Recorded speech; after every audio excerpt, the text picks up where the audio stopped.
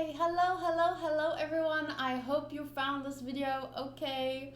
If you are coming straight from the reaction after I posted it, you might have found this video in the pinned comment through a link.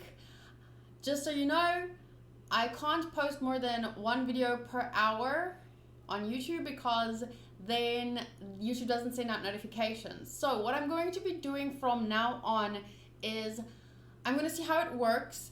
I'm going to post the reaction highlights first with the review video in the link in the pinned comment or in the description. There will be a video for the unlisted review.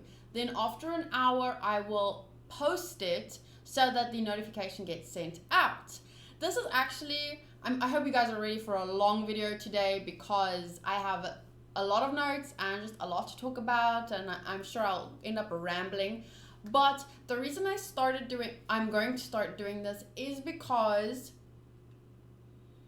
the first reason is because two of my videos have been blocked. One I saw was unblocked, but it's probably because I disputed and then they have to check, so it probably gets unblocked until it's checked. But sometimes they end up just saying, we don't agree with your dispute, it'll stay blocked, and then it gets blocked again. So that's what happened to the first video that was blocked. I think it was episode 114, 115, around there. It was the video where Luffy and Crocodile fought and Luffy sunk into the sand. It was that video. So that one got blocked, then I disputed, it got unblocked, but then reblocked. Okay, and then the video where Luffy says, I will surpass you, that video also got blocked. I've disputed, it got unblocked, it might be blocked again, I don't know, we'll see. So I'm going to be doing it this way from now on because I don't want my reviews to be blocked too. If they choose to block my reaction video, okay, that's fine. They blocked 2 out of all the ones I've posted, not so bad. But I really don't want my reviews to be blocked, so I'm going to do them separate from now on and see how that works. I actually just realized it could be very beneficial for me because if I read through my notes properly and I don't ramble or stumble too much, then I don't have to edit the video. I can just upload it just like I do for my anime podcasts. That saves me a lot of time in terms of editing if I do it properly. And when I don't edit the video and export it through Final Cut Pro, the video uploads a lot faster because it's smaller. So this could really save me a lot of time, and I'm hoping it'll work for the future. Let's see how it goes. Okay, but I'm going to start reading through my notes now. It will be a review for episode 144, 145, 146, and 147. I watched all 4 of these videos together. Now, for each arc, there will be a new Google document. So I've been typing in the Arabasta arc document for a long time. This time around, I made a new document, and you can find the link if you want to read my review instead of listening to me. You can always read it by clicking the link in the description. It will take you to this Google document, and you'll also see at the start of the document you can find the notes for episode 4 to 18, episode 19 to 30, episode 31 to 45, episode 46 to 63, and so on and so on. There's also a if you click here, this will take you to One Piece lists document. So it's just my most up-to-date lists of favorite characters, unanswered questions. Yeah, so this will be the most recent one. So when I change it, it changes in real time. But these notes will contain, like, if I thought about it or asked a question in episode 147, it will remain there. Here, I might take the question out if it's been answered or adjust my theories, etc, etc, etc. Okay, so and there's one more document. This one is for, I read the SBS every now and then, but obviously I don't read past where I am in the anime. So I don't read a lot. I watch a lot of episodes, then I go read the SBS for a bit, then I watch a lot of episodes, then I go read the SBS, and I take out my favorite questions and answers from Oda and his readers of the manga. And yeah, if you're curious to read some cool ones that I think are cool or fun, whatever, some are interesting, it depends. There's different reasons why I save them. Yeah, you can click on that document and go read it. Okay, so let's begin. There is 29 pages. I might not read all of them. There's like 2 or 3 that I'll still decide, depending on my pace. I'll decide if I'm going to read those. But I might as well read them. I'm sure that even if this video is 2 hours long, you could always pause, get a snack, come back. Okay, so I watched episode 144 to 147 on the 11th of October 2019. Today, the 13th of October, when I wanted to start editing, I decided to post some unanswered questions, first on my One Piece lists document. That document is edited often. Okay, so I'm just going to read through these things. It's also included here, but as I said, it might change here, whereas this is what I wrote on the 13th of October. Coincidentally, just want to say today is the 17th of October, 3 o'clock in the morning. I started editing on the 13th, yes, and it takes me about I can edit up to 2 videos in a day, but usually depending on how much notes I'm writing, I sometimes end up just editing 1. But anyway, just some fun facts to know about what date it is and stuff. Okay, so notes. These are not based on episode 144 to 147. These are things that before I wanted to start editing these episodes, I wanted to take note of some stuff, remember some of my theories and yeah, so it is kind of unrelated, but what I could do, I could try and make a pinned comment that takes you to different parts in the video where I talk about different things. But let's get started. So things that I wanted to take note of, and I will go through my notes, all of these notes at some point and add more, but this is what I could think of in that moment. Luffy is from a village called Fuchsia Village, or at least that's where he met Shanks. Ace is Luffy's brother. So these are just 2 small things that I wanted to make note of.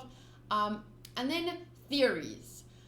Do not confirm or deny my theories, please. So one main thing that people will obviously be theorizing about, or probably have theorized about, or something that I am curious about, is who was Goldie Roger?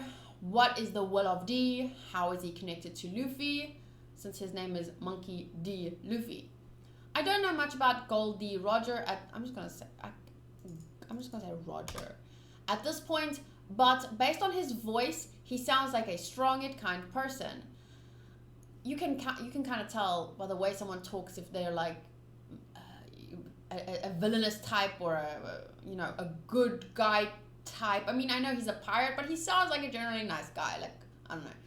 I think Roger and Luffy have to be related. Since Ace and Luffy are related, the will of D must be something passed down from their family. Inherited will is an important theme in the anime, just like Chopper inherited his parents' will. Symbolically, since Hiruluk and Doctorine are not his real parents. Okay, that's not my only reason for believing they are related though. The link between Luffy and Roger is just too strong. The man who smiled at the execution platform. Luffy was literally almost executed in the exact same place as Roger, and he also smiled at the execution platform. The links / hints are just too strong for me to ignore. There has to be some kind of relation between these 2 people. But yeah, bear with me as I continue. I keep doing something stupid because I'm bad at math and I just don't think always. And I keep going like 22 minus 17 equals 5. So Luffy was 5 when Roger was at the execution platform.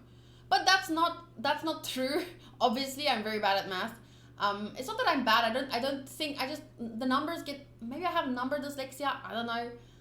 Not for real. Just like sometimes it feels that way. If Luffy is 17 now, that means 17 minus 22. Luffy was born 5 years after the events in Log Town. because he was -5 years old when Roger was executed. So that means he was born 5 years after.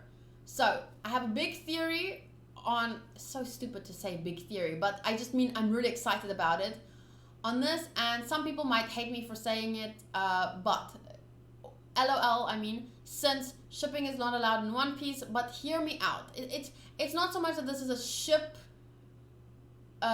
theory, it's just I'm gonna compare something, and I'm gonna kind of talk about a ship. Okay, so everyone knows I ship Vivi and Luffy. Whether it ever happens or not, I don't care. I just really ship them in my heart. But I always feel a little sad because I don't see how Luffy would ever end his adventure and be with her, even after finding One Piece. Although, maybe they could have a long distance relationship, with Luffy only coming home every couple of years. Anyway, so now I'm thinking, what if Roger faked his death to be with the person he loves? Luffy could have been born 5 years after, you know, so maybe he faked his death, then settled down somewhere and had the kids. I don't know. In my mind, maybe it doesn't make sense. Like, does Roger seem like the type of person who would, but I don't know him. We don't know. So I'm gonna continue reading my theory. I don't know how old Roger was when he died, or did he die? And hear me out on the did he die thing. Hear me out. There is some stuff that it's not a crazy theory. Like, I have reasons. But let's say he was 35.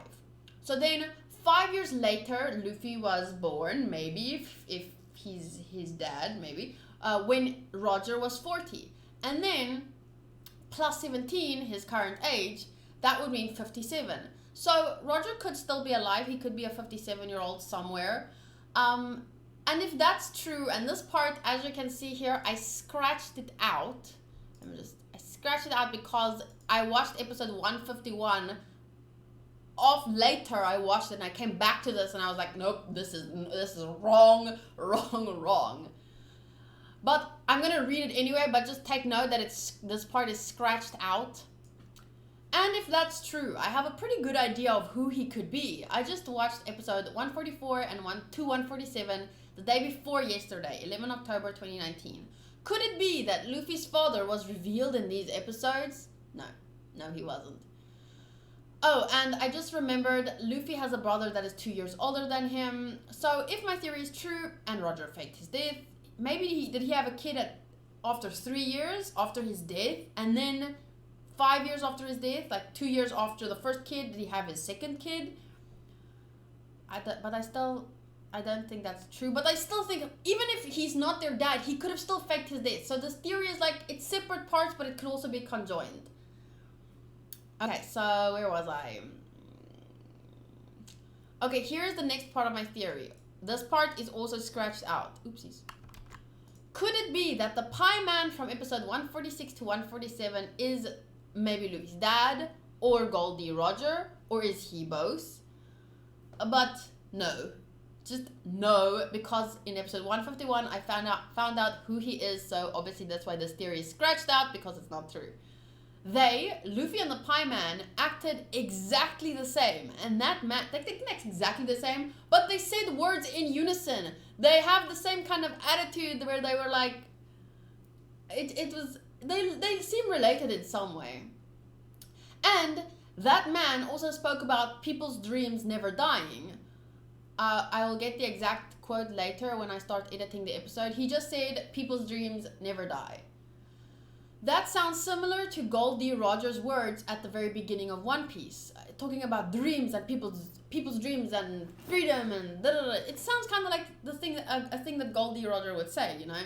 So, summary of my theory is that Goldie Roger faked his death.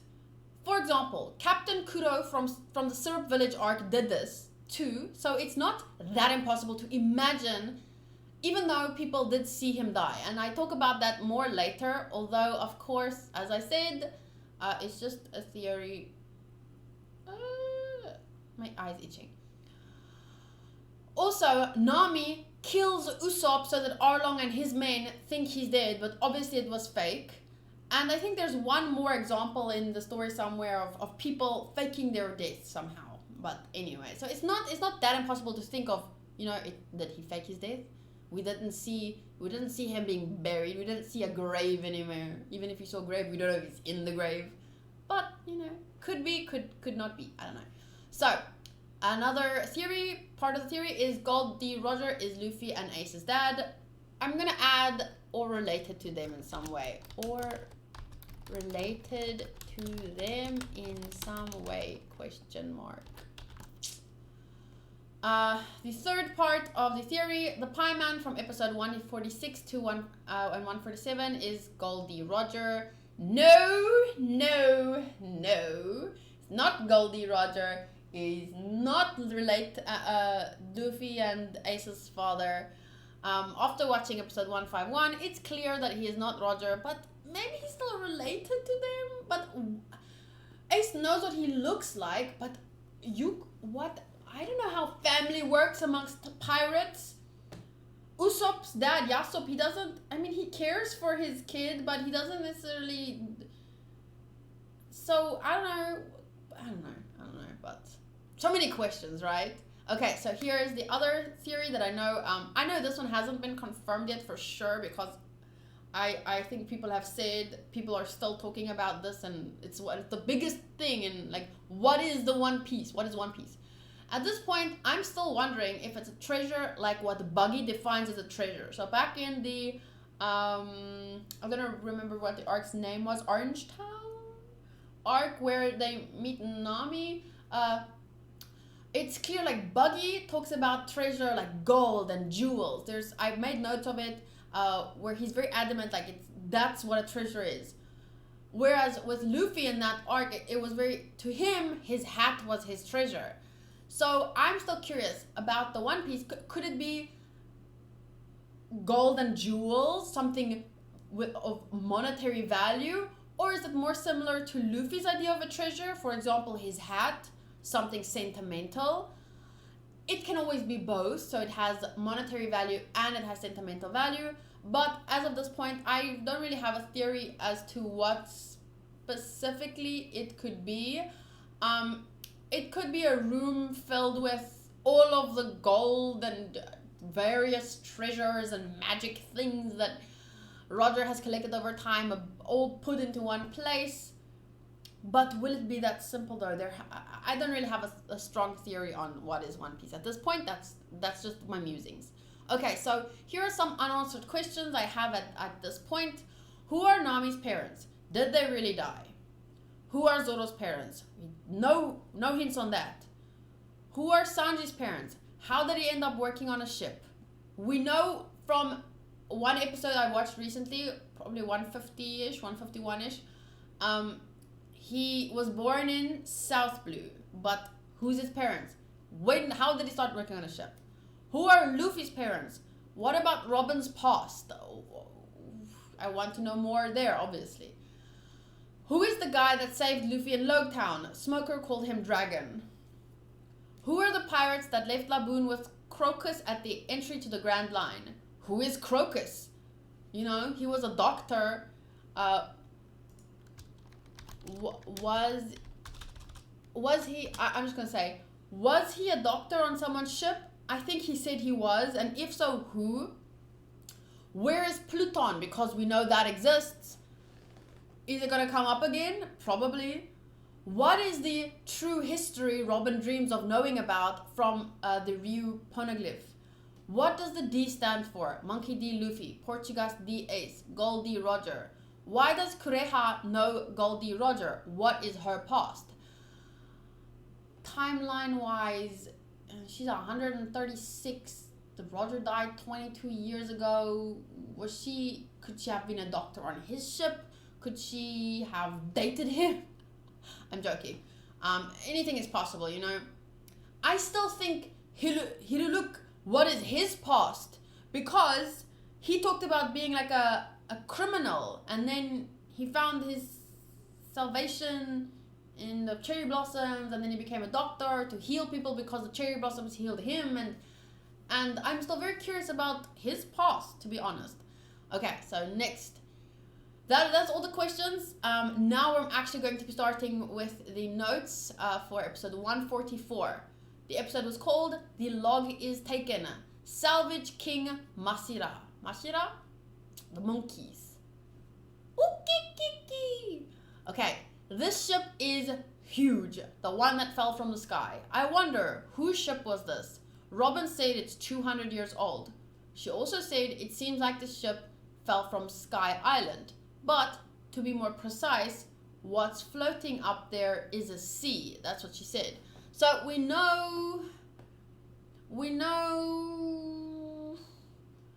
since I learned in episode 150, 151 about the stream that goes up, it's unlikely that since the Mashira brothers, the monkey brothers, they're sailing around this part of the sea, it's unlikely that this ship has been sailing around aimlessly for 200 years. Clearly it had to have sunk. I mean, it had to have been up in the sky and then somehow fell down. It's not that, what I'm saying is not that that thing, it wasn't sailing around here and then and it fell on them. No. It came from Sky Island. It was up there for 200 years. Because we know that they will go to Sky Island. We know it exists. Okay, so this comes from Sky Island, the ship. Robin says, you must not doubt the log post. This is an ironclad rule. I remember Vivi also saying something similar back when they met her about some ironclad rule when you're on the Grand Line. But now I don't remember what she said. I actually saw this scene yesterday while editing my Luffy x Vivi AMV, so it was pretty easy to look up. So here we go. She just said, never underestimate the sea. That's the ironclad rule. So it's just interesting that they both use the same phrase, and I really wanted to write it down. And that made me think about if I was a character in One Piece, so not my OC that I've told you about before, but if I was actually a character in the One Piece world, I would like to think that I'd be like,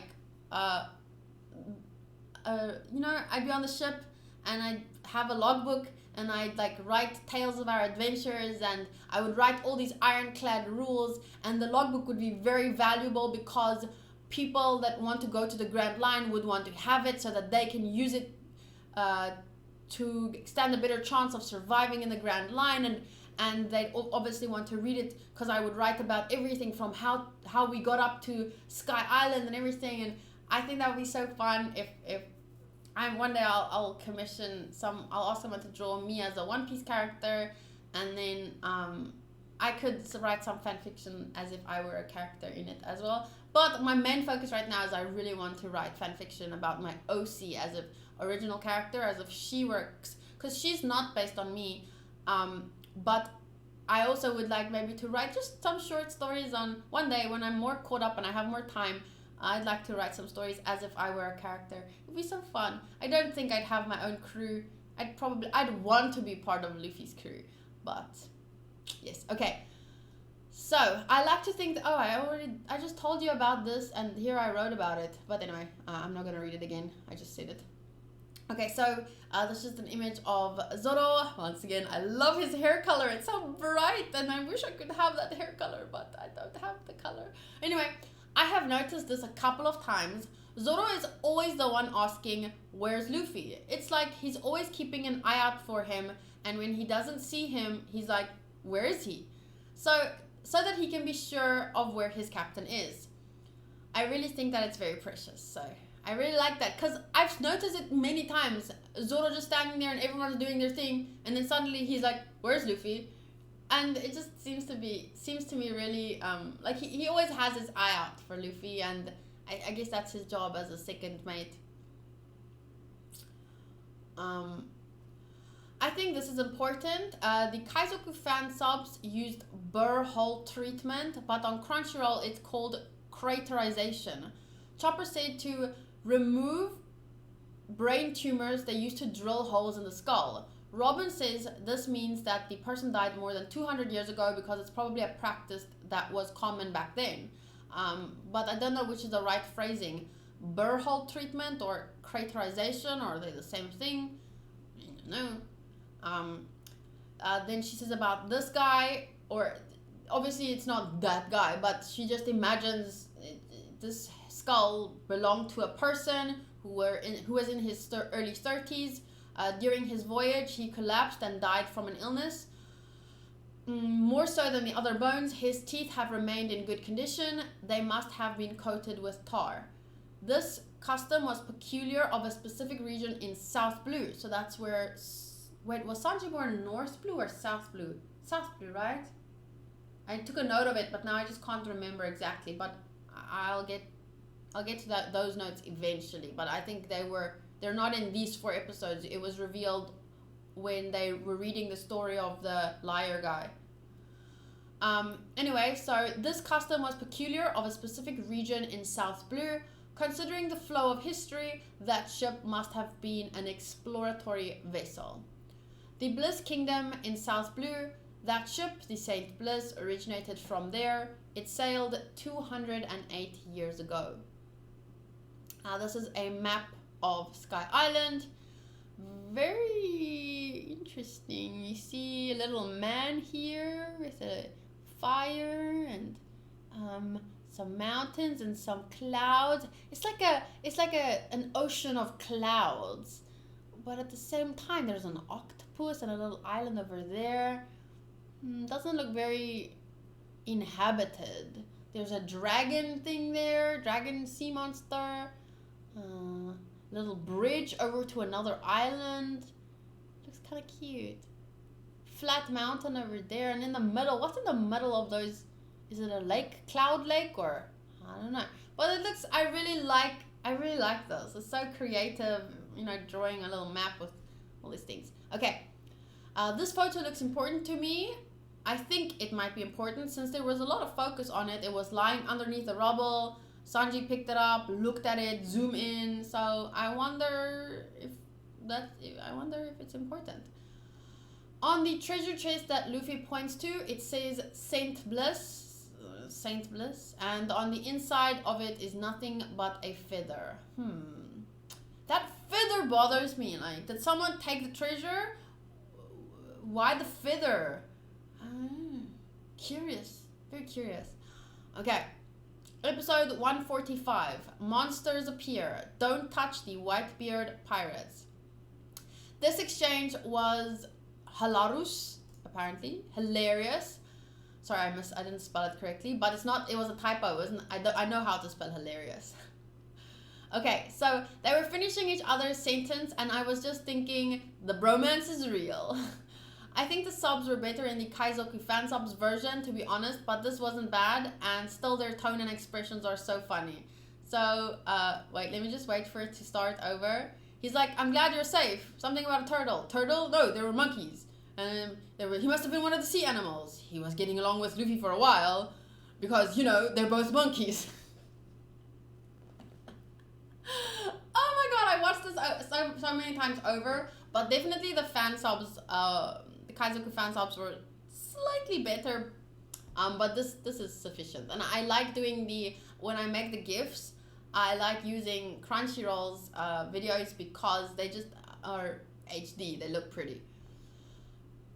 Okay, these things were literally just shadows, and while editing I had this feeling like maybe they are only big shadows, like maybe they're just big shadows, maybe they don't belong to giant monsters. For example, I'm not sure if you have watched America's Got Talent, whoever's watching or listening to me, but there were shadow dancers that could make amazing shapes and things using their bodies and shadows. And depending on where they stood, they could also make themselves look very big or very small. So I'm not gonna show the video. You can click the link here, and it'll take you to this video. Let me just hit the add play, add.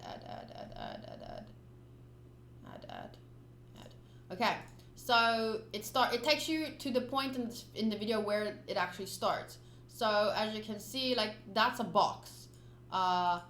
That's people's. This is a house, but it's people's bodies. You know, they use and there's look, big small person, and then big, wait, there's a, see, here, big angel person, but it's a normal average sized human. They're the same size, but depending on where they stand, yeah. So this made me, when I was editing, this made me think of that. And then I was like, oh, could it be that they're small and they just projected it in some way? And also I was watching Kizumonogatari part 3, and was it part, no, it was, yes, it was part 3. And Hanekawa was holding a flashlight to her face like this, and then to the back her head appeared really big, and then I thought about it again, and I was like, I definitely think that's the case. I just don't see how there can be giants and then giants. I just have, this is a theory. Okay, so here we go, further into the notes. Sanji's theory about what happened to the ship is this. Either someone attacked it and killed the people on board. There was a skeleton on the ship with a spear in its skull and other evidence of an attack or, a struggle. Or maybe a mutiny erupted and they killed each other. So those are the two options. I'm assuming one of them is correct. The crew's plan at the moment is to go to Jaya using the eternal post that Robin took from the salvage king monkey guy, Mashira, and find clues about how to go to Sky Island. If they leave before their log post adapts, they can still use it to point them in the right direction. I just loved seeing Buggy again. His energy is infectious and his voice always makes me laugh. I love when he says, "Yoush!" Yoush! He's so funny. And then this is just a funny scene where he's like, who's got a huge red nose, huh? And then he comes up to him like that, and then this guy's eyes is just like... Okay, then about Ace. Is it possible that Ace could have narcolepsy? Once again, don't confirm or deny any theories. All questions are rhetorical. Please don't. Because even if, the problem is, even if someone answers that, like, confirming it, like, don't confirm it. Probably it's not something that could be confirmed. Like, it's not like Oda's gonna talk about narcolepsy in his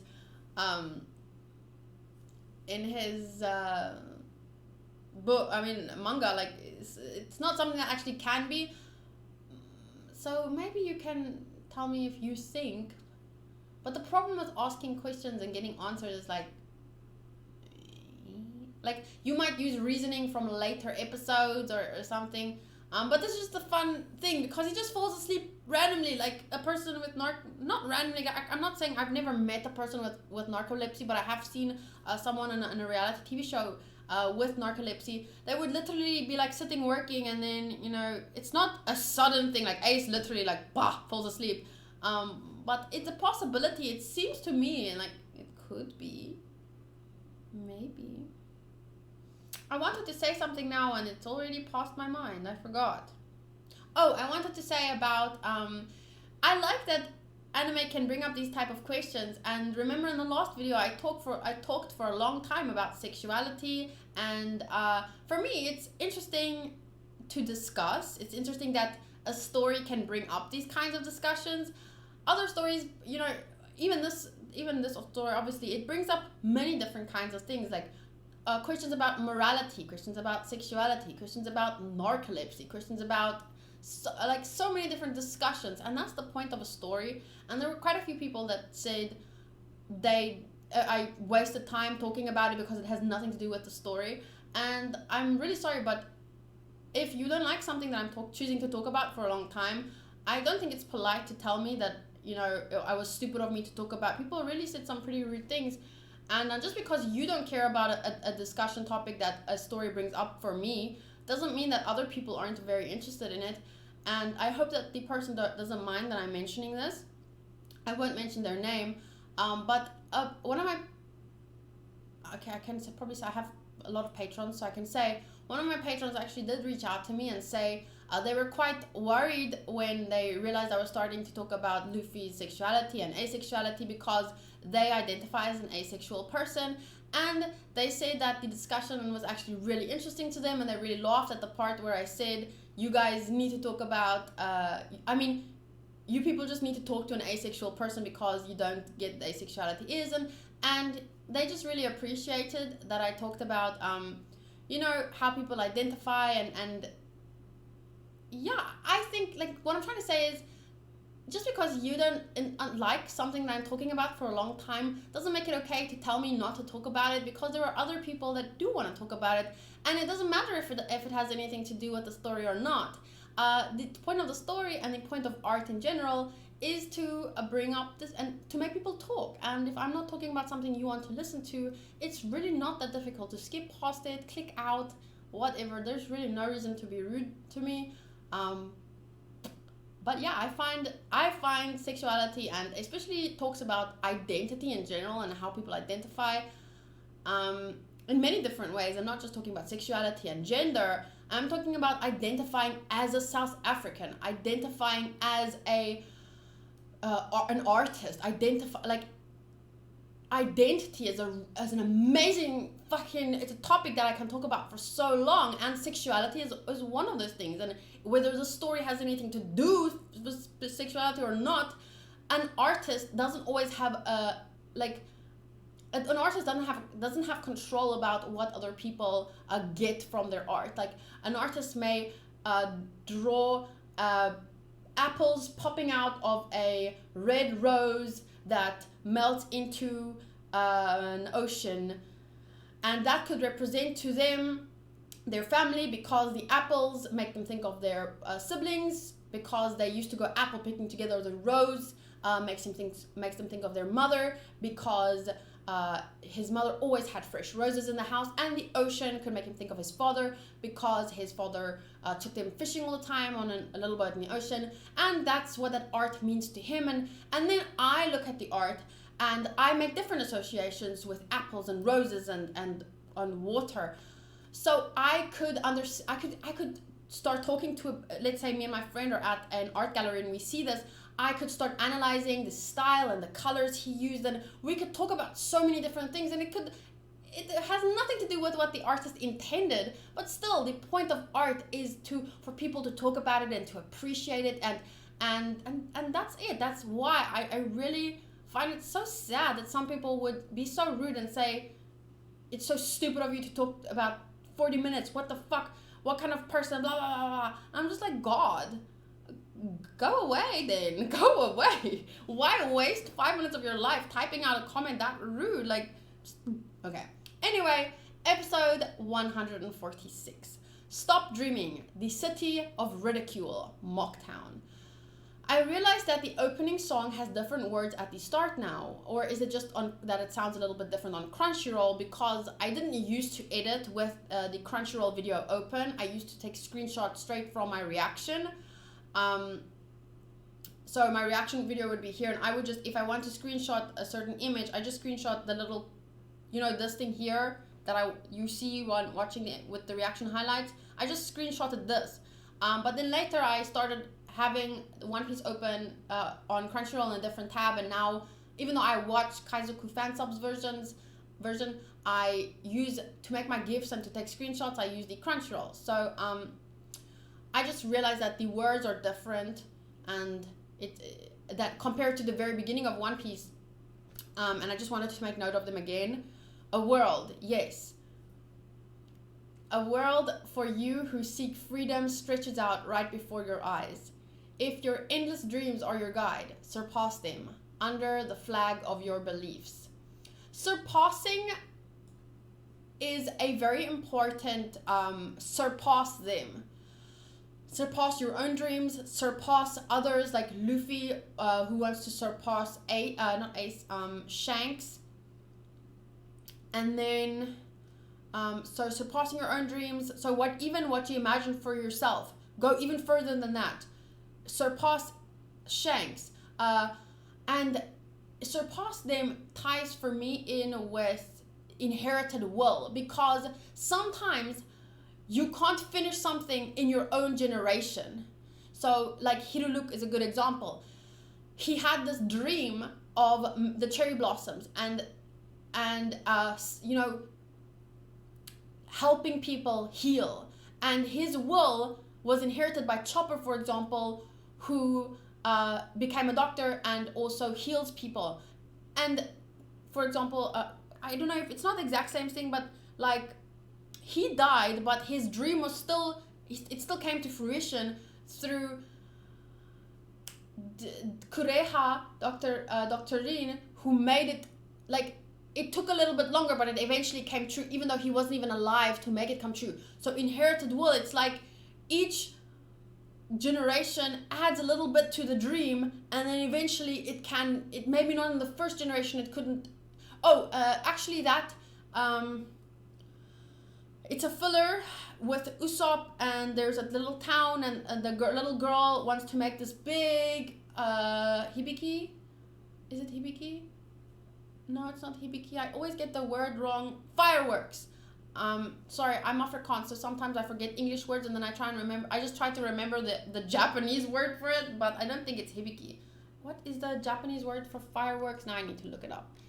English to Japanese. As if this video isn't already long enough, I'm now searching up fireworks. It's hanabi. Hibiki, hanabi, hanabi, hanabi. Okay.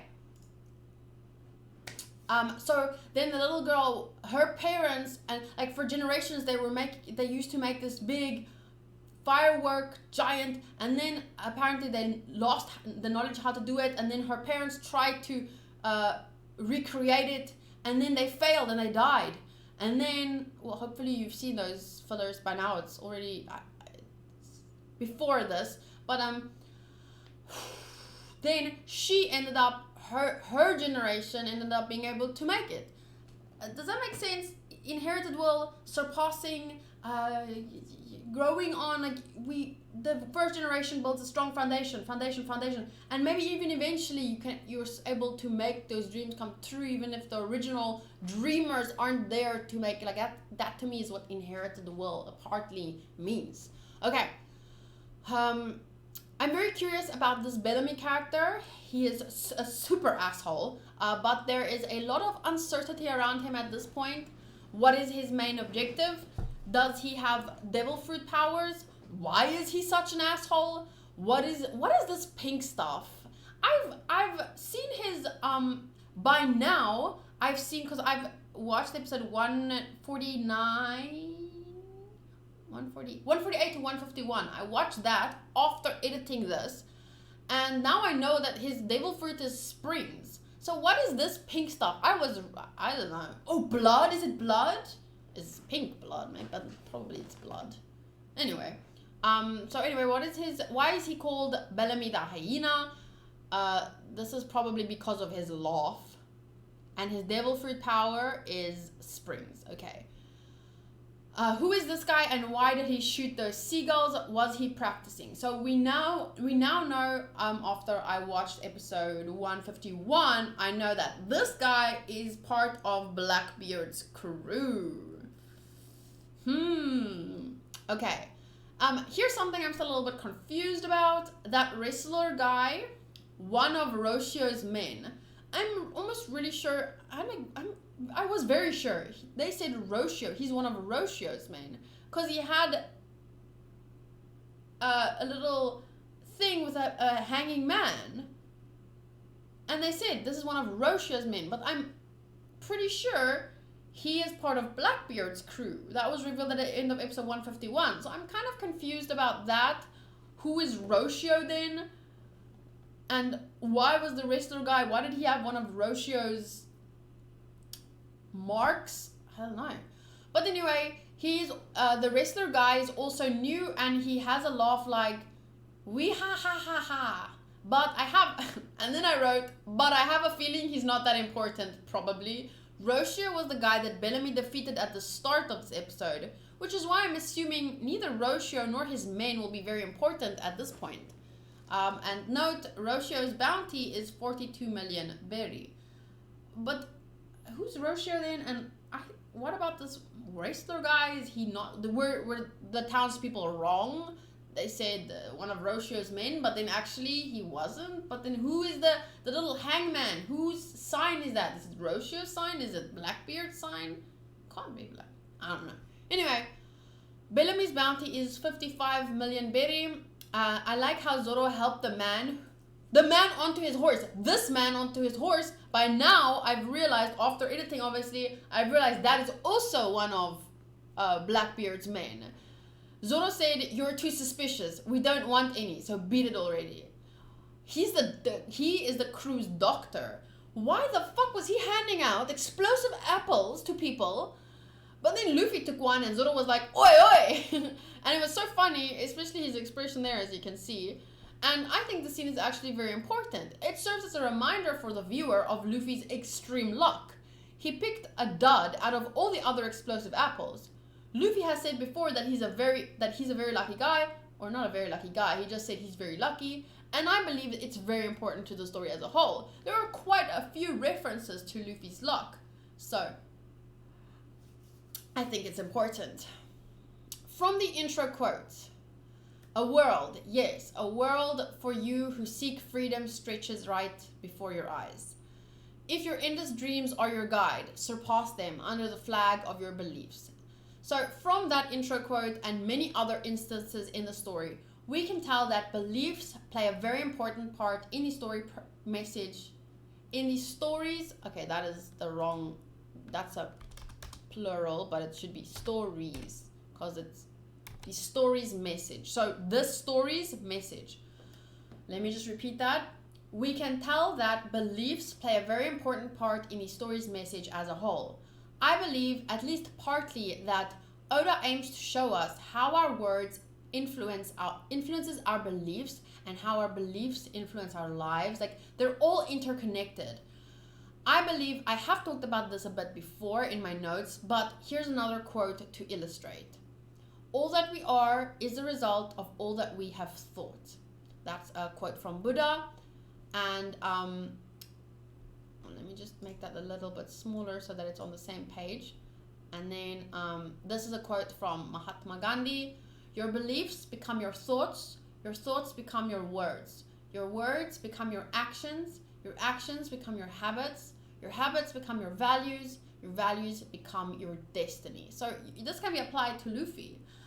He believes certain things, he has beliefs, and he thinks them, and then he really, like, "I will surpass you. I am the man who will become the Pirate King." His beliefs and thoughts becomes his words. His words become his actions. He doesn't just say things. He carries through. He takes action towards his dreams. His actions become his habits. So a habit is just something that you do over and over and over again.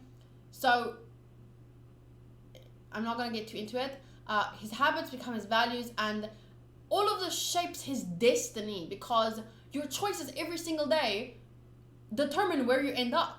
So that's whatever, it depends what your definition of destiny is, of course, but basically I think a lot of this is depicted in One Piece.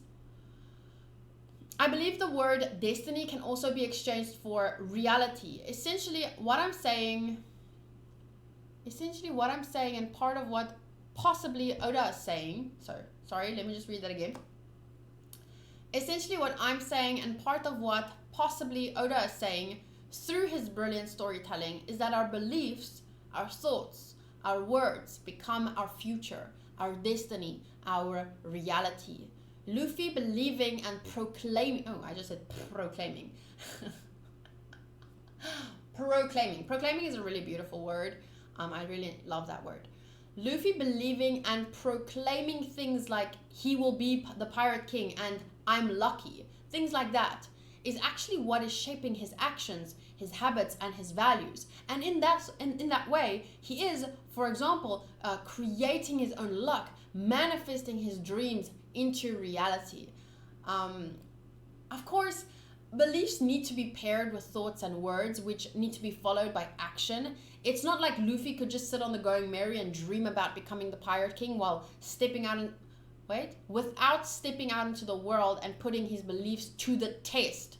And actually, that is a very important line for later in my notes. Can you believe that I'm only halfway through? Oh my god, there should be a break. Go take a pee break, pause the video, go get a snack. Anyway, It's not like Luffy could sit on the Going Merry and dream about becoming the Pirate King without stepping out into the world and putting his beliefs to the test. So remember that for later in the night. The challenges he faces end up strengthening his resolve, because that's how he chooses to face everything, as an opportunity to get stronger, not something that's going to hold him back. Okay, and then just this quote, be the energy you want to attract. It doesn't say attract there because it gets cut off, but it says attract. Okay, I'm not an expert on this, but I can recommend some really good books that explain it in more detail. For example, you can click these links if you're interested in maybe reading any of these books. Honestly, they changed my life. These and many others, but specifically these. One is The Astonishing Power of Emotions by Esther and Jerry Hicks. The Amazing Power of Deliberate Intent, also by Esther and Jerry Hicks. These two books contain a lot of similar information. It's just that they get you, like their focus is a little bit different, but they essentially contain the same information, so you can read either. And then this book here, you can click it and go look. I haven't read it myself, but I know that it explains what these two books explains it in a more scientific way, and there are also many spiritual and religious books on the matter. But these two are my main recommendations, and this one, if you're more of a scientific person, I guess that would be better for you, because this is not necessarily very sciencey. It's more they touch on some sciencey stuff, but it's a very spiritual book, but overall very interesting. But if you're more of a I want proof person, then I guess this would be a better read for you. Okay. I wonder what they mean by the new era that they're talking about. Once again, rhetorical question. I'll see if they bring it up again in future episodes, although it might just be that they mean an age in which people like them are more practical than being big dreamers and wild adventurers. And I say more practical loosely because they're just dicks, really. I find it extremely weird that Luffy thinks the cherry pie tastes bad. He usually eats pretty much anything and thinks it's delicious. Although, I think my opinion on that is based on something that happened in a filler. So, remember when that little girl, there was this filler with a little girl, and she cooked something and it burned, and Luffy was like eating the burned, like it looked terrible, but he was like, oh no, it's delicious. And he even, so I'm not sure like that, I don't know if that counts. But he even eats things like fish bait and thinks it's good. So I don't know what must that cherry pie taste like for him to say it's bad. Maybe he eats anything except he doesn't like cherries. I don't know, but it's kind of funny. And okay, so this is scratched out again. As I stated before with my theory, I think this guy is Goldie Roger or Luffy's dad, most likely both. No. I mean, he might be... No, he's not. He can't be Luffy's dad because Ace would know him. He also doesn't look 57 years old. He looks like in his 40s. Also, I'm not even sure of... That's just a guess on Roger's age. But, I mean, they have to be related in some way. If not his dad, then definitely related to him in some way. Another reason why I believe he's Roger is because he is... Okay, this is scratched out, so I'm gonna read it. But because I've seen episode 151 by now, not when I was making these notes, obviously I think, okay, my theory has been disproved. One part of it at least. But I'm still going to read it because I wrote it. Okay, so another reason why I believe he's Roger is because he is huge and his body has more or less the same shape. Like, they have these really big shoulders. I remember in the Logtown arc or somewhere saying that Roger looks like a big man. His shoulders, and let me see if I can find the image. I found this image first. I went to the episode. And here he looks really huge, especially considering the bartender is also huge. So compared to him, Roger must be even bigger.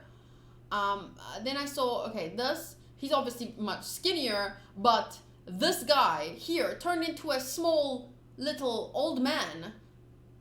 So what I'm saying is, like, you can change a lot. So that didn't... He could turn into that. he doesn't have a beard. Also, his name is Blackbeard, but he doesn't have a beard. But I mean, he has black hair and a very short black stubby beard. But anyway, so it's like I was like maybe not. Once again, pointing out that this guy turned into this guy. Also, if this guy,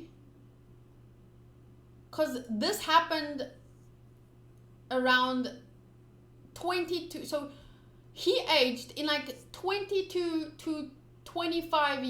Oh no, wait.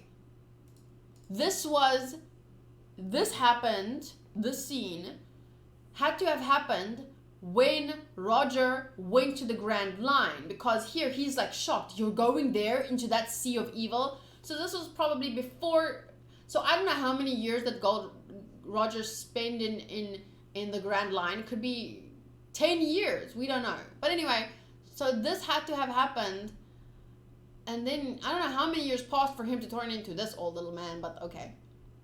Okay, so this was the scene what I was thinking about, where I remember saying that he's really huge. I mean, look at him compared to these men, and it's just look that like you can imagine, like he's big. To me, it made sense at the time.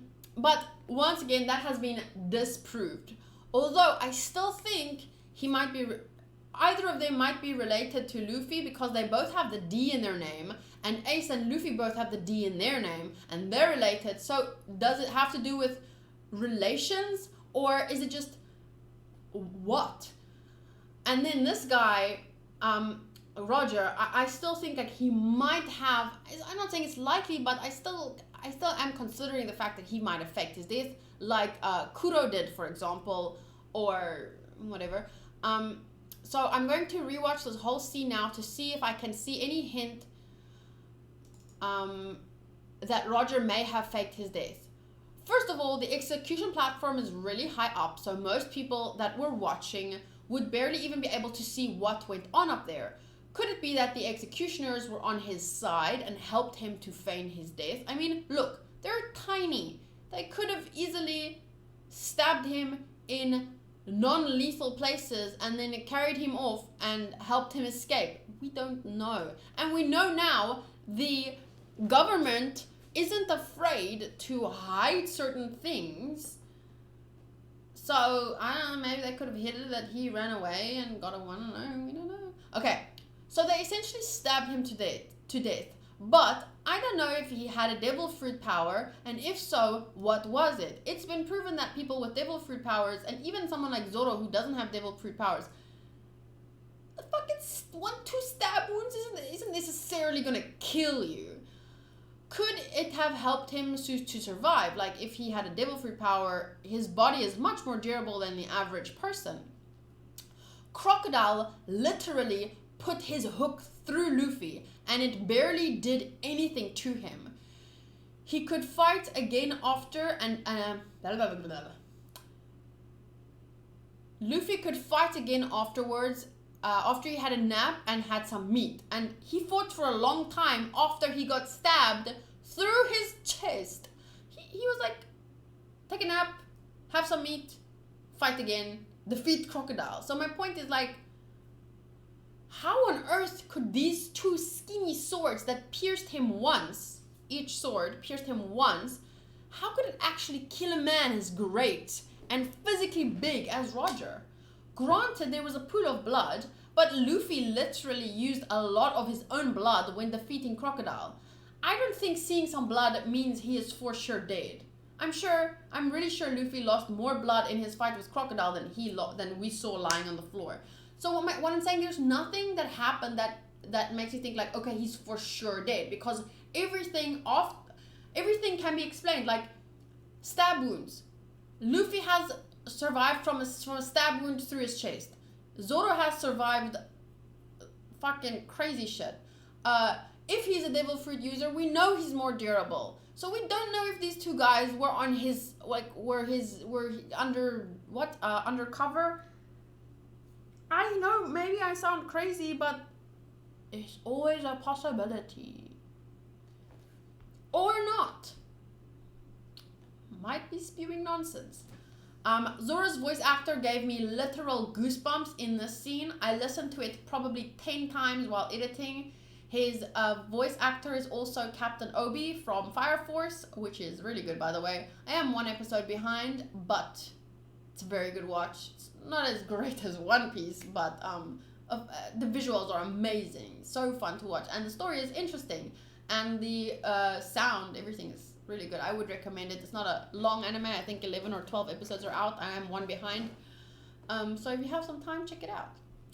What I'm trying to say is because Zoro's voice actor is in there and he's very good. I really like his voice. Okay, now we're getting into the scene which a lot of people on Patreon took the liberty of explaining to me without giving me a chance to rewatch and write my own notes while editing. I don't mind, of course. They're simply sharing their own take on the scene, but there's always the 1 or 2 that explain it to me like I wasn't paying attention. Someone even tried to say it outright, like because apparently I was eating and therefore I'm not paying proper attention. Even though when I eat, like everyone eats while watching anime, and I am the kind of person like if I miss something I will rewind. So I just found it a little bit frustrating, but anyway. What people don't understand is that nobody notices every single detail on the first watch. Nobody. Even in episodes where I'm not eating, I hardly ever notice Panda Man. Because someone said, oh, you would have noticed Panda Man if you weren't eating. No, I have missed Panda Man many times before, and I wasn't eating in those videos. So it has nothing to do with eating or not eating. The first time you watch something, read something, you never notice all the details. I don't understand like I'm already making notes and stuff. I'm already paying attention as much as I can. I rewind when I miss stuff. I cannot pay more attention than I am. Otherwise, I would have to pause every 5 minutes and look at every little scene, and then it's not fun anymore. I have, like, the point, I share my reactions, sure, but I still want to enjoy watching the story. Like, it's a first viewing. I pay as much attention as I can, but I'm not going to sit here and analyze every second. Like, can I just have also fun, please? Quite a few people, I don't know. I think it kind of affects me more when it's a Patreon, because I kind of feel like they should know me better by now. I don't know. What the blah blah blah. That's part of the reason why I make notes while editing. I'm going to do the same for the scene and analyze it bit by bit to see what conclusions I come to. So this is the scene where Bellamy comes to Luffy, smacks his head into the table, blah blah blah blah blah. So people were just saying, I'm not sure if I pointed out, but people were saying in the comments, they just said Luffy was imitating Luffy was imitating Shanks, or Luffy was doing what Shanks was doing, and I really don't think it's that simple. But I'll get to it, I'll talk to it. I'm not saying it didn't play a role, but it's so much deeper than that. Bellamy comes into the bar and says to the bartender, it sounds like I'm telling a joke, I'll have the most expensive liquor you've got. He doesn't even have a preference, he just wants to flaunt his riches. He orders something for Luffy too, and Luffy thanks him and drinks whatever the bartender puts in front of him. As Luffy is taking a sip, Bellamy makes his move and slams Luffy into the counter. Immediately, Zoro is up and has his sword at Bellamy's throat. Nami asks Zoro to wait because they don't have the information they came for yet, but Zoro is adamant. Zoro says, shut up, this guy asked for a fight and I'm giving it to him. So Zoro is 100% ready to cut this guy's throat. Luffy gets up and says, I hope you've prepared yourself. And he stands ready to fight. At this point, he's rearing to go. And you see already that's different from Shanks. Shanks, like, let the guy beat him up and he walked out and wah wah wah. Luffy was ready to go. But then, Bellamy laughs and says, this won't be a fight, it'll be a test. For a moment, Luffy looks like he realized something. So, look at this expression. He's ready to fight, and then he looks like he kind of realizes something. This was recorded on Crunchyroll, and it's a bit misleading. Luffy's expression changes after Bellamy says, this isn't a fight, it's a test. Come on. And then you see his expression change, and then you hear Bellamy say, let's see how strong you are. So, something in Bellamy's words, this isn't a fight, it's a test, must have made Luffy realize or think something to change his expression in that way. He was thinking. Like, people always call Luffy simple-minded, but he really isn't. He's an idiot, and he acts in some sense simple-minded, and there's time when he just switches off his brain, but he's not a shallow character. He's not simple-minded. He's not dumb. He acts dumb. He has dumb moments, more so than most, but that doesn't make him like an objectively stupid person, or he's not a shallow character. That's all I'm trying to say. Okay. I know some people will say that I'm thinking too deeply about it, but I don't care. I can't speak about the manga since I will only start reading it in January, but an animator will not animate something that he does not need to animate. Therefore, there has to be a reason for Luffy's change in expression. Why would an animator choose to give him that quizzical look? He could have just stayed like this, whatever. So he thinks. He goes from ready to fight after what Bellamy says about a taste, and then he thinks. But then the focus shifts to Nami, asking the bartender about Sky Island, after which the whole bar goes quiet for a while, then erupts into laughter. Everyone at this point is pretty much part of Bellamy's crew. Nami seems embarrassed as everyone laughs at them for believing in the possibility of Sky Island. Bellamy is laughing too and asks them, "What era are you living in?" while going on to explain the ocean currents on the Grand Line and why people believed in Sky Island, but that logically it cannot exist. He does all of this mockingly, of course. Mocktown equals a town where people mocks the dreams of others. People are mocked for believing in their dreams. All dreams can be explained. The Crunchyroll translation says all phenomena has reasons. Comes down to the same thing. As he says this, the camera, because it's not a camera, but the camera focuses for a couple of seconds on Luffy's clenched fist. Determination, resolve, holding himself back because he was ready to fight. Then he thought about it. Then it focuses on his clenched fist. And later, here, in this moment, when Luffy still has his clenched fist, he was ready to fight, his fist was here. Bellamy talked about some test. He doubted, he thought about something. Here, it focuses on his clenched fist by his side. And then at this moment here, Luffy, at this point, Luffy's clenched fist relaxes and his hand goes limp. So he went from ready to fight to thinking like, should I fight? Like things obviously are going on in his head. And then at this moment, when I'll get to it, when Bellamy says something, his hand goes limp. So from wanting to fight to thinking to choosing, I will not fight. Okay, so here after he has a clenched fist, Bellamy. The age where pirates dream is over. The city of gold, the Emerald City, fools with their eyes on dream treasures don't notice the real treasure all around them. In this era of the sea, those who should be most capable of crossing the ocean are misled by those illusions and die. And what do they say about those men? He always lived happily for the sake of his dream, and then he laughs. And throughout Bellamy's whole speech, belittling everything Luffy believes in, Luffy doesn't interrupt him. He could have punched him a long time ago. He interrupted Crocodile tons of times while Crocodile was talking. And, you know, Crocodile didn't finish his thing, and then Luffy attacks him. And then Crocodile finishes a sentence later. That was like a kind of a running gag. It was funny. But at this point, Luffy stands there thinking, listening, contemplating, whatever. He doesn't interrupt Bellamy, even though he could have punched him at this point. Luffy stands tall, allowing him to spew his nonsense. And then Bellamy says, "Those are the words of a loser." Such mocking schoolyard bully terms. Like, those are the words of a loser. And in that moment, Luffy's clenched fist relaxes. He's like, okay, wait, I'll get to it. Looking at dream-chasing idiots like you really makes my stomach churn. And then he moves forward to punch Luffy. And Luffy doesn't dodge. He closes his eyes. He literally takes the punch. Nami is surprised, but Zoro just looks on. Almost knowingly, as if he understands exactly what Luffy is thinking. And we've known from the very start, from the day Luffy and Zoro met, they're like very synced up.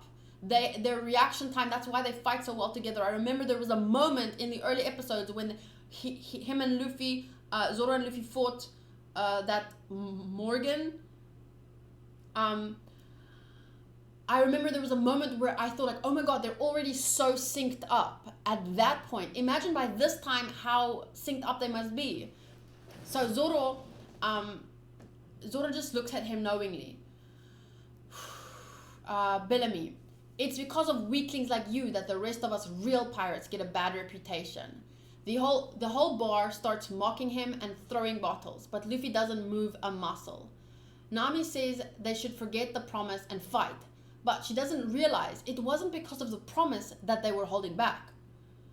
Zoro was ready to fight. He was like, shut up, this guy wants to fight, I'm gonna give him a fight. He was ready to fight. Luffy was ready to fight. They weren't gonna listen to Nami. When do they listen to Nami? But she doesn't realize it wasn't because of the promise to her that they weren't fighting right now. Luffy says, Zoro, we aren't going to fight. And that's where that ends. Now, here's a very, very long comment from Arsalan. His name is also at Arsalan on Twitter. This video is ridiculously long already, so sadly I was thinking like, let me see how long the video is. I'll see if I can get to it, but at this point it's too long. So it's on page it starts on page 19 of the notes. So if you would like to go read Arsalan's notes, he also gave his opinion on this specific fight, and I really loved his take on it, and that's why I chose to include it in my notes. He even included some manga panels, so please do yourself a favor, click on the notes, go read this. It starts, like I said, it starts on page 19, page 20, there's more. All of this is Arsalan's words. I do add a few thoughts here and there as in response to his notes, but it usually, I think I put it in italics if I did that. I should have put it in another color, but I'll see if I can go back and fix it.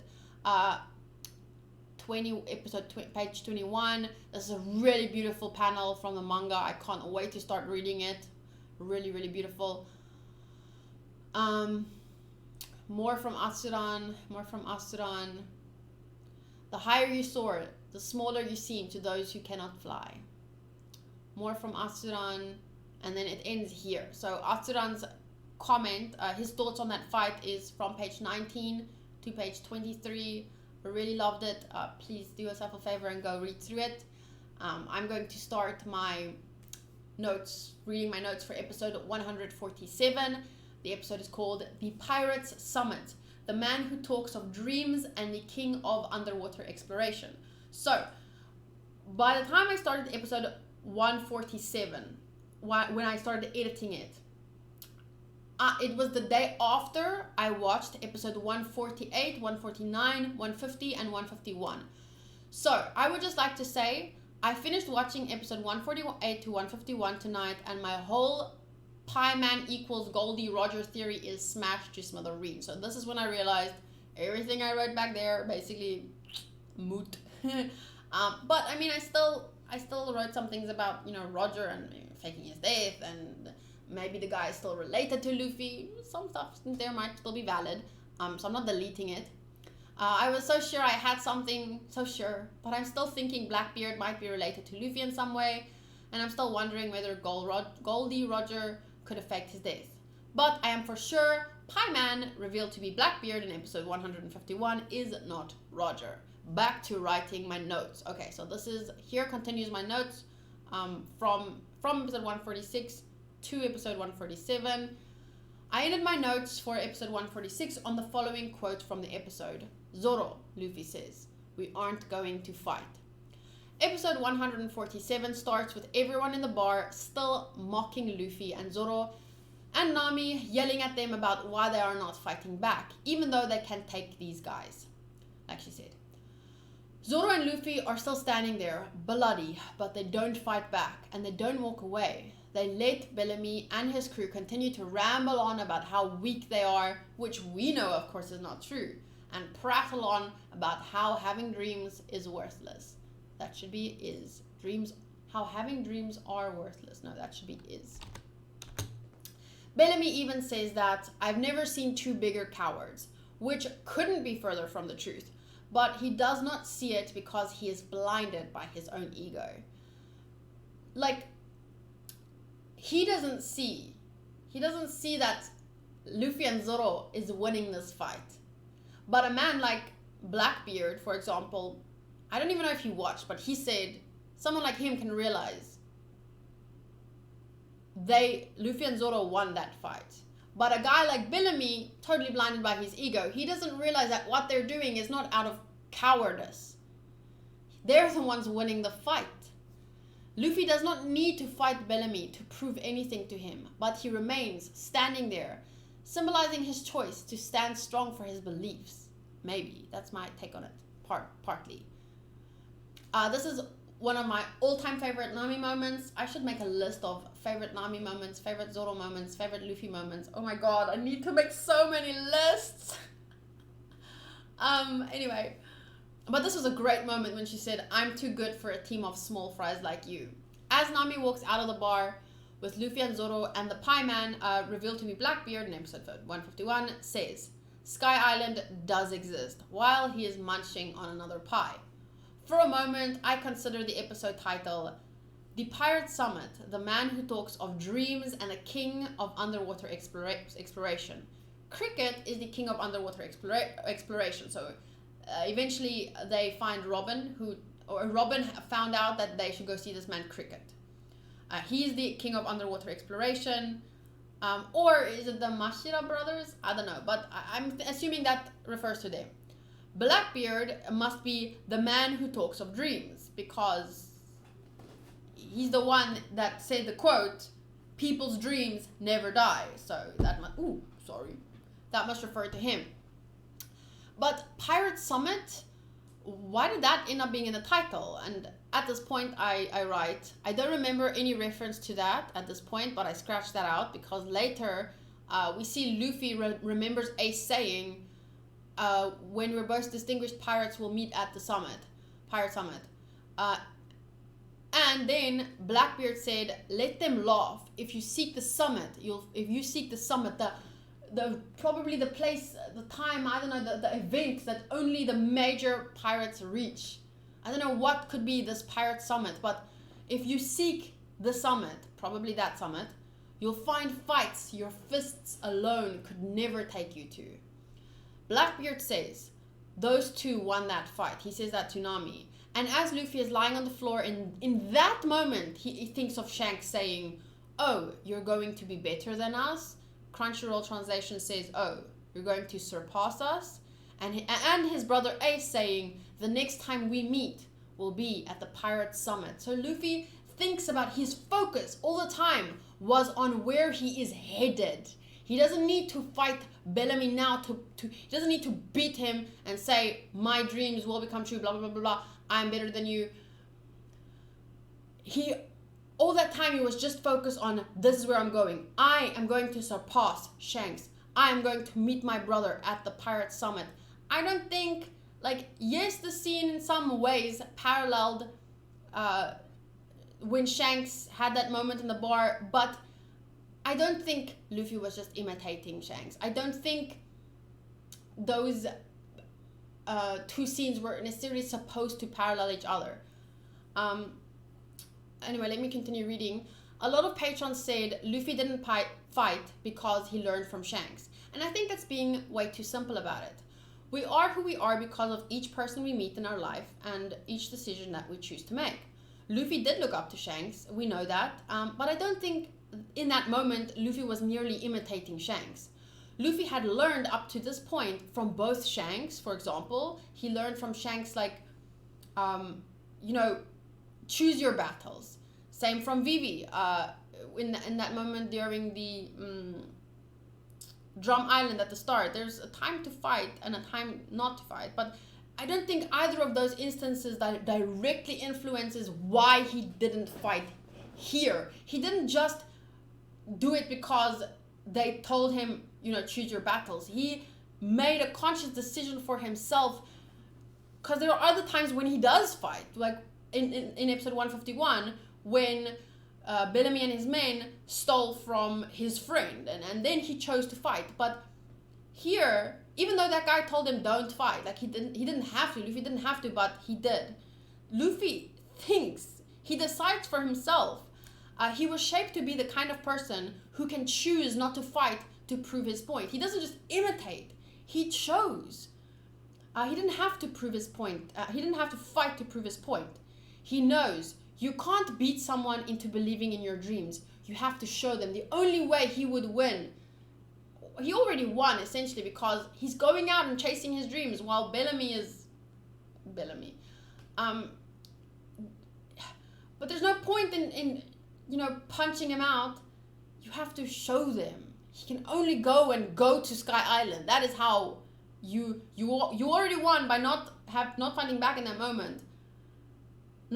But then you win when you actually make it to Sky Island and you come back and show them or tell them like, bah, I did it. Okay. Or they wouldn't even need to tell them, to be honest. They would hear about it. So he was 100% going to fight until Bellamy says, this isn't a fight, it's a taste. Remember when I said back there, our beliefs are tasted? Then Luffy's expression changes. He looks like he realized something.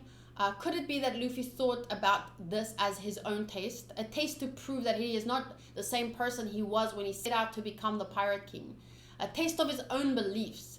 He has already learned from many people and life experiences, yes. He chose to grow, to be the bigger person, and he won that fight with Bellamy because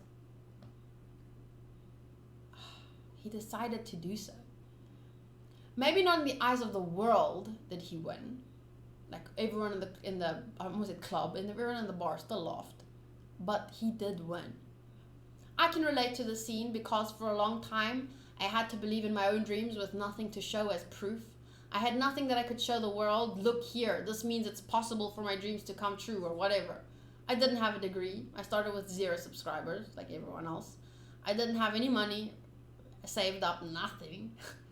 I didn't have anything. I just lost a job that people told me I shouldn't take that job, and then the boss guy went bankrupt because he was shady, and I just didn't want to believe it because because I wanted to be independent, and I was living in Durban, and then he went bankrupt. I didn't have any money. I had to borrow money just to stay there because the guy kept telling me, no, I'll pay you, and eventually he paid me for a couple of months, but then he went bankrupt, and then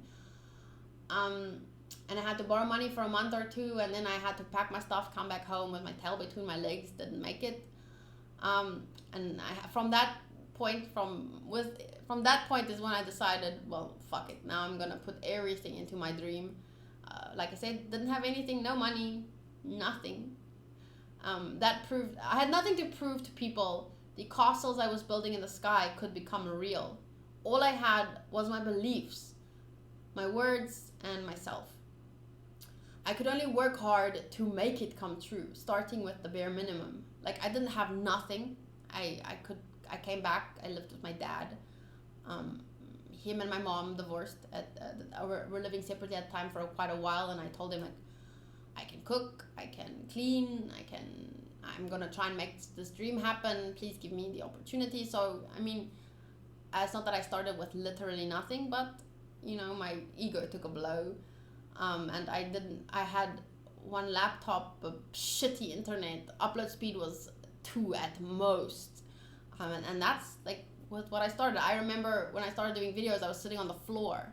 I didn't have a space for it. I had to record in this room. Luckily, I had this room. My dad wasn't using it. I couldn't record inside because noises and people and stuff. So I remember sitting in this room for like months, sitting on the floor, putting a pillow down.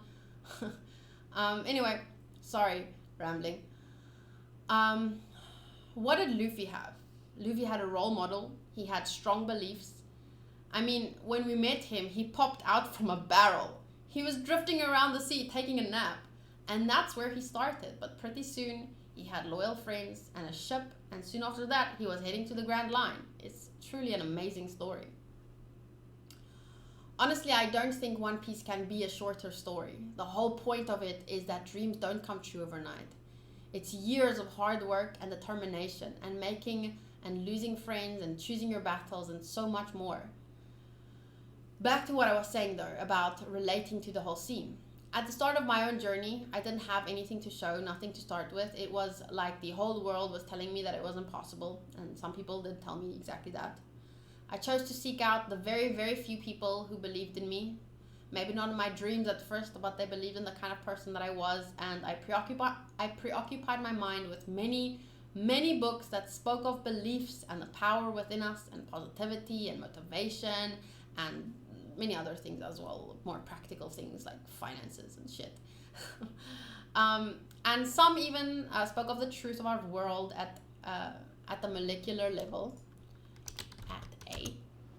To others, I'm pretty sure I looked a little crazy, and maybe I felt a little crazy too. Whenever people would doubt me or tell me I couldn't do it, I often chose to fight, not physically with my fists, but with my words. I fought with people and tried to win by proving my beliefs were real, proving them I can do it, like with words. Like I tried to tell them and I tried to make them believe that I can do this by fighting with my words. And my dreams will come true, and the castles in the sky, my castles in the sky can be real castles. Until I realized a couple of years later, months, maybe years, I still struggle with it, to be honest. I realized it won't work. You can't beat someone into believing in your dreams with fists or words. You have to show them. You have to do it. Each time someone told me you can't or that's impossible, maybe it was a test that I failed many, many times because I always fought. A test to see whether I truly believed in myself and my dreams or not. A person who truly believes in something doesn't need to prove it to others. When I was fighting with them and their doubt, could it be that a part of me was fighting against my own doubts? Don't live or fight to prove someone else is wrong. Live to prove you are right. To be honest, I still have trouble with this sometimes, but not nearly as much as in the past. Seeing Luffy choose not to fight and seeing him focus on where he is going instead. In his mind, he just saw Shanks, who said, "Oh, you're going to surpass us." He saw his brother, "Oh, we'll meet at the pirate summit when we're both distinguished pirates." Seeing him focus on that is really inspiring. I think this is part of why One Piece is a worldwide phenomenon. Luffy inspires people. Luffy and the other characters, of course. They're inspiring. There's someone for everyone to relate to. People's dreams never die. I love how for a while everything around them is misted out in a white haze while he says this. As if for a moment the world around them had disappeared. As the world starts to come back, the white haze fades away and is replaced by the people around them. Immediately the jeers and mocking comes back into earshot. It ain't easy to surpass a person. That's what the pie man said, Blackbeard. It's as if he could see right into Luffy's mind when he said this, because Luffy, this image and the image of Ace quickly just went, you could see Luffy just thought about it. But maybe he, Blackbeard, has someone he wants to surpass too. Clearly, if he struck out, killed a man, left the Whitebeard pirates, and started his own crew, clearly he wasn't happy with where he was. He wanted to rise above. Did he go about it in the right way? I don't know the story behind it. But maybe he has someone he wants to surpass too. And he says, "Let them laugh. If you seek the summit, you'll find fights your fists alone could never take you to. Follow it." Could Blackbeard be at least partly referencing the inner fights within ourselves, fighting our own fears, doubts, and so much more that we will encounter on the way to the summit, the top of, the summit is like, it's not just when we reach our dreams, it's beyond that. People who get stuck fighting with their fists are left at the bottom. They will never make it to the top. People like Bellamy. Unless he changes. I think the reason Luffy and Zoro said it was those guys is probably because somehow they could tell that his men were with him in the crowd. Just like Zoro is always keeping an eye on Luffy, I think that they might have noticed certain people in the crowd maybe half looking, paying attention, more so than the ones that were laughing. So I'm thinking that that's how they knew that he wasn't alone. This is the base. This is so funny.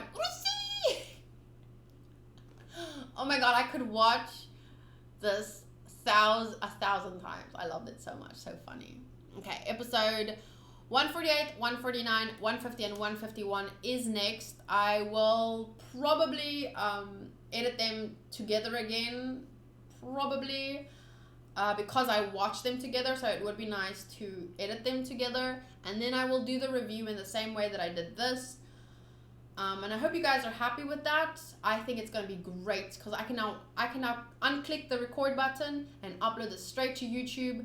I can export the reaction part that's ready, and I can post both tomorrow. It's gonna be, woo! I'm really happy. It saves a lot of time because this video is probably like what it feels like I've talked for an hour and a half. So if I had to edit this in, and when I know I can edit something, I inevitably make more mistakes. It just happens, and then I need to go through the whole fucking hour and a half and see where I made all these stupid mistakes and edit that out, and then I export that video, and where this video will be 2 gig max. If I had to export that motherfucking video that is 40 minutes of reaction plus an hour of talking, an hour and 20 minutes, I don't know. That is a long video. That video, I swear, would be like 10, 12 gig if I'm lucky. And so this is, yeah, this just helps me a lot. Okay, I hope you guys are okay with it. Obviously these videos will get less views. I think about like 10 to 15, 20% max people actually listen to my reviews. I don't mind though. I think it's gonna be fun to see how this kind of dynamic works now, and I do appreciate those of you that do listen to me, that do share your thoughts, and yeah, thank you to my mods for keeping comments clean. Guys, this series has been going on for a long time. There will be some things that I will be spoiled on, but it's not see, each thing I was ever spoiled on, I will always mention it. By the way, I have done up to now. See, each moment I was spoiled on this one thing. See that as a destination. You were waiting until I get there. And it's not about the journey. It's not about the destination. Wait. It's not about the journey. It's not about the destination. It's about the journey. Yeah. Fuck. I could have said that better. But you know what I'm saying. It's not about where you're going. It's about how you get there. And even when I get there, like, yes, my reaction won't be perfect. My reaction won't be blind. But I will still feel what I'm probably meant to feel. I will still, like, it doesn't matter if I know, I can't think of, what was I spoiled on by now?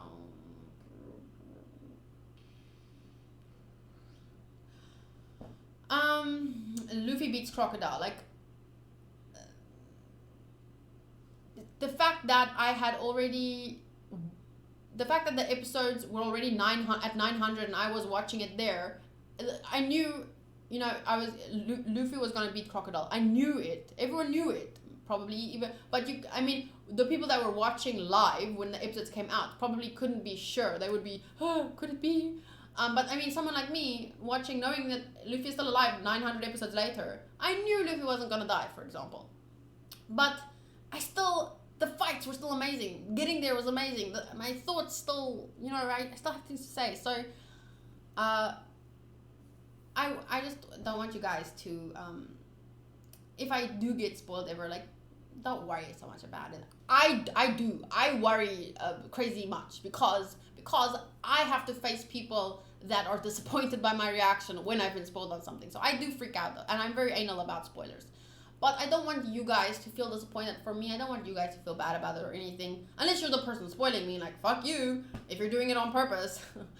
But I'm here to enjoy it, and my mods are working really hard to keep this comment section clean. And if they miss one or two, or if a patron ends up spoiling me accidentally, those kinds of things I don't like. Let me freak out about it. Let me have a little, oh, we're spoiled, blah blah blah, and then I get over it and I enjoy the story anyway, you know.